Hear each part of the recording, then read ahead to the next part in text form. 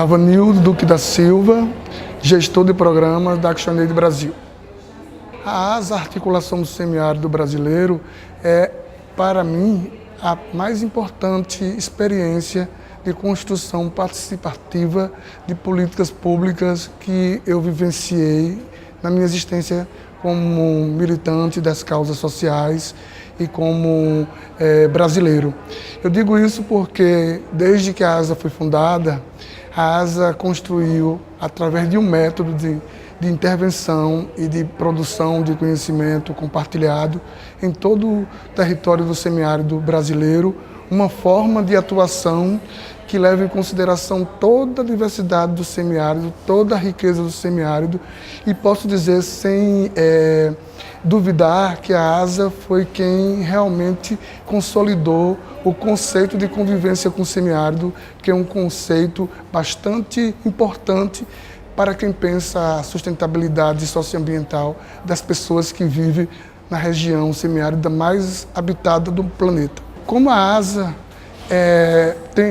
atua num semiárido que é diverso, que é rico, a noção de povos tradicionais, povos ribeirinhos, povos diversos, é uma noção muito importante, porque o semiárido, sem essas pessoas, não poderia realizar o que a ASA realizou no tempo de sua existência. E essa noção de território, que é o tema, é outra componente do tema do Econasa, ela é muito importante inclusive para a ActionAid, enquanto parceira de várias organizações que compõem a ASA e também da própria ASA, porque o território é fruto da atuação dos povos que estão naquele lugar. Então, a noção de território é uma noção que engloba não só a questão da produção, do armazenamento da água, mas toda a cultura que é repassada de geração a geração e que, com os programas desenvolvidos pela ASA, através das políticas públicas e de seu método de atuação, fez uma transformação em um território que antes era conhecido como território da seca para o território da convivência con semiárido. Bueno, mi nombre es Gabriel Segueso, yo trabajo en una ONG que se llama Fundapaz y también somos miembros de una red internacional que es la Coalición por el Acceso a la Tierra, ¿sí? Que es una coalición global de organizaciones de la sociedad civil, universidades y organismos, ¿no?, de investigación que trabajan en todo el mundo y específicamente en América Latina en 14 países. Nosotros desde esta plataforma global al cual pertenecemos, que es la Coalición por la Tierra, hemos conformado hace 2 años una iniciativa multipaís que se denomina Plataforma Semiáridos de América Latina. Esa plataforma tuvo como origen un intercambio que hicimos entre el semiárido del Chaco trinacional, Argentina, Bolivia y Paraguay, y el nordeste brasilero, hace exactamente 3 años. Y como origen de ese intercambio surgieron la necesidad de articular mucho más fuertemente los semiáridos de América Latina, aprovechando la enorme experiencia que tienen en Brasil, sobre todo a través de la experiencia de ASA, ¿no?, de acceso al agua, de políticas públicas, de programas de movilización social. Entonces empezamos a pensar la importancia de aprender de Brasil y también que Brasil aprenda algunas experiencias que existen en los otros semiáridos. Así se conformó una plataforma que incorpora el corredor seco centroamericano, ¿sí?, que tiene una zona también semiárida como el nordeste brasilero, el nordeste de Brasil, un semiárido de Venezuela y el semiárido del Chaco trinacional, que abarca parte de Argentina, Bolivia y Paraguay. La idea es fortalecer los lazos de la sociedad civil para poder tener mayor impacto institucional, mayor poder de lobby o de incidencia pública en nuestros países y poder aprovechar algo que la ILC, la Coalición por la Tierra, tiene, que son sus contactos con intergubernamentales como el FIDA, la FAO, ¿sí?, el programa de alimentación, que podría ayudar mucho a establecer estrategias concretas de trabajo en todos nuestros países a nivel continental. Hay una cosa que hemos identificado muy claramente, ¿no?, es que los semiáridos de América Latina no son solamente una definición climática, ¿no? O sea, además de que llueve poco, además de que tiene ciclos de lluvias concentrados, comparten características económicas, sociales y políticas muy similares. Por ejemplo, en todos los semiáridos de nuestro continente son las regiones más marginadas de todos nuestros países, donde existe la mayor cantidad de pobreza donde existe la mayor ausencia del Estado. Pero al mismo tiempo, los semiáridos tienen un enorme potencial, tienen enorme diversidad cultural, gran cantidad de organizaciones, tienen una rica historia, ¿no? y una cantidad de recursos naturales que les permite salir por sí solos de la situación de pobreza. Entonces, lo que nosotros estamos analizando muy fuertemente es cómo la experiencia, por ejemplo, de Enconasa, ¿no? que tiene una experiencia de relacionamiento con el Estado brasilero muy fuerte, se transfiere esa riqueza a las otras regiones para establecer mecanismos de articulación civil-Estado mucho más fuertes. Y al mismo tiempo hay otras experiencias como de agricultura familiar, que a lo mejor podrán servir experiencias que hace Argentina, que hace Paraguay o que hace Centroamérica, y todo además cruzado por un tema de cambio climático, ¿no? Donde se han hecho algunos estudios, o por lo menos los modelos que existen es que va a impactar fuertemente, aunque de diversa forma, a los semiáridos de Centroamérica, a los semiáridos brasileros y al semiárido del Cono Sur, ¿no? del Chaco trinacional. Entonces, Enconasa para nosotros fue la primera vez que estamos en Enconasa, así en un encuentro, la mejor muestra de la cohesión de la sociedad civil, ¿no? Se nota una enorme fortaleza en las organizaciones, se nota un sentido de pertenencia muy fuerte, se nota una historia de trabajo muy fuerte, que me parece que es un gran capital que el semiárido brasilero tiene para ayudar a las otras regiones de América Latina a superar situaciones. Nos parece que es hora de unificar estrategias en todos los semiáridos, ¿no? Y eso es también una invitación a Brasil a que sea mayor explícita y mayor concreta su experiencia transmitida hacia los países vecinos, ¿no? Y al mismo tiempo los países vecinos podrán aportar cosas a Enconasa, a ASA o a las organizaciones brasileras. Eu sou Aparecida, faço parte do Centro de Educação e Organização Popular, que é o CEOP, é uma entidade mista, que está situada no Curimataú e Seridó da Paraíba. E mesmo sendo Aparecida Firmino. Mesmo sendo uma entidade mista, nós estamos atenados, ou seja, ligados com os temas recorrentes da sociedade.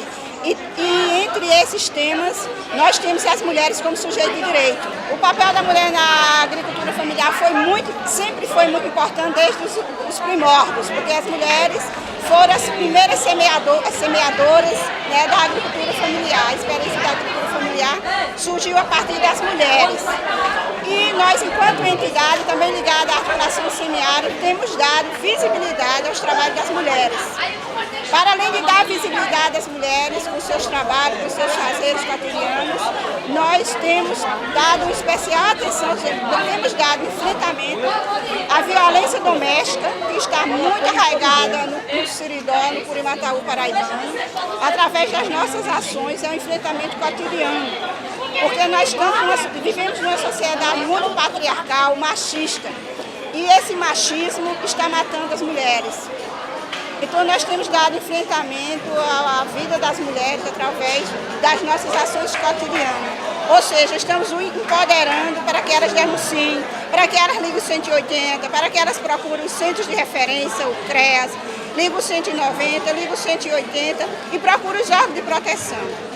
Porque nós entendemos que a agricultura familiar, que a agroecologia não combina com violência doméstica, não combina com nenhum tipo de violência. Então, para nós termos um semiárido livre e feliz e viável, precisamos acabar com todos os tipos de violência contra a mulher. Na verdade, elas, na grande maioria, elas estão em situação, em todos os tipos de violência, mas a psicológica, a ameaça, a patrimonial, o xingamento, essa é a mais visível, né? Para além dos empurrões, da tapa e da física, né, que também tem a violência física, inclusive até assassinatos, né, de mulheres camponesas. Nós precisamos continuar empoderando as mulheres e trazendo e contribuindo para que as mulheres venham também participar, descobrir que são feministas, porque elas também têm suas formas de resistência, de enfrentamento ao machismo cotidiano, aos tipos de preconceito, ao racismo, porque as mulheres são negras, são pobres, é outro tipo de violência que elas enfrentam no dia a dia. E trazer, eu acho que eu levo do Enconasa, esse desejo de continuar a luta, pautando sobretudo em todos os encontros de formação que a minha entidade promove, que a minha entidade estará junto com as mulheres, o feminismo. Nós precisamos desconstruir que o feminismo veio para separar. Nós temos que desconstruir essa história de que feminismo vai colocar os homens contra as mulheres contra os homens. Mas trazer, inclusive, contribuir para que as mulheres se reconheçam também como feministas, que elas são feministas. A partir do momento que elas enfrentam o sair de casa, a ir para o encontro, a vir para o próprio CONASA, isso são atitudes feministas que a gente precisa construir junto com elas. Acho que a minha enfrenta o desafio por ser uma entidade mista. É diferente você pautar o feminismo numa entidade que é feita, composta só por mulheres, quando você está numa entidade mista. Aí nós temos um duplo desafio, mas é possível. Porque nós estamos propondo um modelo de sociedade onde homens e mulheres possam participar, ou seja, nós estamos propondo quebra de paradigmas e um novo modelo de sociedade, que essa que está não serve, esse modelo de sociedade que está não serve, porque nós estamos em pleno século XXI, com todas as formas de machismo, de discriminação, de preconceito, isso não serve para o semiárido. E ainda tem outra questão, que aí é um desafio para todos nós que compomos a ASA Paraíba, que a gente está trazendo o feminismo, mas na maioria das vezes a gente também não fala da questão das diferenças sexuais. A forma diferente de amar, de querer bem, é outro desafio que nós precisamos pautar na ASA como um todo. Maria Giseuda Bezerra Lopes, sou agricultora lá da Paraíba, do Polo Sindical da Borborema. Primeiro, eu acho que o machismo é muito forte na vida das mulheres. Elas precisam cada vez mais se reconhecer como mulher agricultora, como mãe. E há um entrave muito grande pelos seus companheiros, pela própria comunidade, da participação das mulheres no campo, né? Eu acho que isso é muito forte ainda, o isolamento dessas mulheres no campo. E a insegurança hoje no campo termina sendo um grande desafio para a vida das mulheres. Que elas saem de toda a sua vida na agricultura e terminam vindo para a cidade e perdem toda a sua origem, toda a sua vida ali no campo. E eu acho que é preciso cada vez mais a gente se fortalecer a luta das mulheres camponesas e o preconceito, o machismo é muito forte. Qual a importância das organizações no fortalecimento dessa luta das mulheres? Então, primeiro, as organizações têm contribuído nessa auto-organização do fortalecimento da luta das mulheres a partir dos programas de convivência com o semiárido, a partir do processo de formação, de experimentação. A mulher sair de casa pela primeira vez para participar de uma reunião no sindicato, na associação, na ASA, enfim, todo o processo de formação e experimentação que as organizações, tanto na comunidade, no município, no estado, têm feito, tem sido importante para a vida dessas mulheres. Tem mulher que diz assim, eu saí hoje de casa pela primeira vez, mas também não vai ser a última vez. Elas voltam para casa com seu empoderamento, com seu autorreconhecimento, chegar em casa, ela começa a reagir às várias formas de violência que ela sofre em casa e na comunidade. Então ela começa a dizer não àquelas coisas que para ela era natural, né? De ouvir dizer assim, você não vai poder estudar, você não pode passear, você não pode usar um batom. Então para ela achava que ali não era uma violência. Então aí no momento que ela participa, que ela sai de casa, que ela conhece a experiência de outras mulheres, o círculo, né, de convivência com outros movimentos, com outras mulheres, eu acho que isso é importante. E as organizações locais e as assessorias têm contribuído para esse fortalecimento das redes das mulheres camponesas. Eu acho que sim. Tanto a mulher do campo da cidade sofre a violência, mas a mulher do campo é mais. Um exemplo, as mulheres do campo, quando vai levar o filho para um posto de saúde, ela é do sítio. Então, as pessoas da sociedade, por ela ser do sítio, terminam tratando ela de forma diferente. A própria escola, quando o filho chega em casa com a roupa suja, ou chega na escola com a roupa suja, a culpa é da mãe, mas porque mora no sítio. Então, eu acho que as mulheres do campo, com certeza, é mais vulnerável nesse sentido de estar sofrendo a violência. Eu acho que a gente está muito longe de estar mais próximo do movimento e desse grande desafio que acontece na vida dessas mulheres, né? É tanto que a gente percebe que muitas lutas que a gente vem contribuindo, vem fazendo alguns diagnósticos das violências que acontecem na vida das mulheres do campo, os estupros que acontecem no campo. Se não for o movimento, no caso lá na minha região, se não tivesse sido o movimento que tivesse feito isso, a gente não tinha nem descoberto quem era o estuprador. Né? Então a polícia, os órgãos do Estado não têm nem a agilidade de fazer com que isso seja cada vez mais fortalecido e ser resolvido com mais agilidade, né? E até mesmo nas próprias condições financeiras, e a estrutura não tem conseguido avançar muito não. O projeto de convênio com o semiárido, a agroecologia, porque com esse projeto de convênio com o semiárido, as mulheres têm conseguido experimentar, reorganizar o espaço na propriedade onde ela atua, onde ela faz, onde ela planta, onde ela educa os filhos, ela cria os filhos, né? Então, o processo de formação, os intercâmbios, a troca de conhecimento tem favorecido essa vida melhor da mulher no campo, mas também tem politizado as mulheres, trazendo consciência política de como enfrentar as várias formas de violência que acontecem na vida dela. E desnaturalizar as violências também, né? Então, acho que o projeto de convênio com o semiárido, a auto-organização das mulheres, o fortalecimento das redes, né? Que é um espaço importante. 2 temas importantes que têm contribuído para que as mulheres pudessem se organizar, que são os fundos rotativos solidários, porque elas conseguem criar grupos de mulheres para gerenciar, organizar os fundos rotativos, animar as outras mulheres, e o tema das plantas medicinais. Tem sido muito forte para conseguir tirar uma mulher de casa pela primeira vez, a outra no outro dia vai lá, chama a outra mulher, e assim as mulheres vão convidando umas às outras, e aí fortalece a rede de mulheres camponesas. Elas falam que é um verdadeiro laboratório. É a sua universidade, é o seu conhecimento, é o seu lazer, é a sua terapia. Por quê? É ali no redor de casa que as mulheres expressam o seu trabalho, o seu sentimento, a sua sabedoria, a preocupação com a soberania e segurança alimentar para a família, a educar seus filhos, ele brincando naquele espaço, a fazer agricultura é importante. Então, assim, eu acho que tem sido um espaço onde as mulheres têm fortalecido cada vez mais e têm se reconhecido principalmente como mulher agricultora. Porque antes elas tinham vergonha de chegar no posto de saúde, no próprio INSS, no sindicato. As mulheres não faziam o sindicato porque tinham vergonha de dizer que eram agricultoras. E com esse processo de agroecologia, do movimento de mulheres camponesas, do fortalecimento da agricultura familiar com base na agroecologia, elas se orgulham hoje de dizer: eu sou agricultora. E eu também, eu, Giseuda, hoje, sempre fui agricultora e ainda sou agricultora, e com muito orgulho, com muito prazer, né?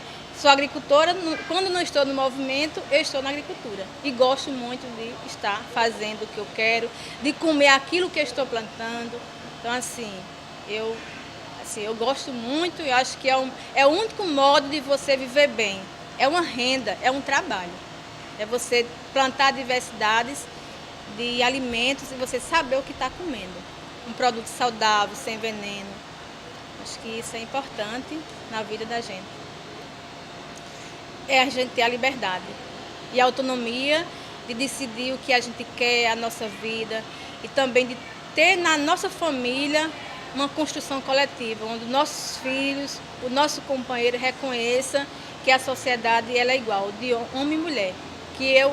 A gente também é importante, a gente constrói, né, uma sociedade igual. Eu acho que ser mulher é ter liberdade, é ser feminista. Meu nome é Maria de Lourdes da Silva, sou da comunidade quilombola de Conceição das Crioulas, conhecido como a professora Lourdinha da comunidade. Ser quilombola, para mim, é identidade, é pertencer a um povo que lutou, que vem lutando até hoje pela existência deste local. É um pertencimento de fato, das pessoas que já fizeram e que fazem história nessa localidade. Para mim, é um orgulho pertencer a essa comunidade que historicamente foi fundada por mulheres. A história já diz na sua íntegra que foram 6 mulheres negras que chegaram àquela região e fundaram esse quilombo. Então, para mim, é de grande importância e pertencer a esse povo que chegaram nessa localidade e que vem dando, né, existência e o fortalecimento da história do povo quilombola de Conceição das Crioulas. Para a comunidade quilombola e para o Brasil em geral, mas eu vou focar na minha comunidade, é que políticas que chegaram através de grandes lutas também. Por exemplo, nós temos o território que está sendo devolvido para a nossa comunidade por direito e a primeira fazenda foi entregue 1º de junho de 2012, então foi do governo de Lula que foi entregue. Então, assim, é uma das coisas que a gente, uma política, é um direito que foi alcançado e a gente tem essas fazendas que estão sendo indenizadas, sendo devolvidas a quem de direito, que é o povo quilombola que mora naquela localidade. Então, para a gente, é uma coisa muito boa. Agora, através desse governo que não nos representa, é que a gente vive com muito medo, né? Porque aquelas leis que foram aprovadas e que hoje está no risco, né, de ser desmanchada pelo piscar de olho, através de uma canetada de uma pessoa que não tem sentimento em relação ao que a gente fala, em relação a um pertencimento a um povo. Para a gente é doloroso. Território para uma pessoa quilombola é tudo. Porque é no território, né, que a gente exerce tudo, né, da escola, da moradia, do pertencimento às pessoas, da identidade das pessoas, né, que ali pertencem. Então, assim, representam a grande força, né, e a grande luta da gente é isso, né, pelo território, né, que nos representa muito bem. A gente só vive se tiver essa terra indenizada, desapropriada dos fazendeiros. Então, para a gente é muito importante o território. Eu avalio que neste governo, que é um governo que só pensa para os grandes, é um abandono para os pequenos, para aqueles que durante muito tempo foi invisibilizado. E quando a gente consegue algo, aí este governo quer acabar. Eu digo acabar com o que a gente já conquistou.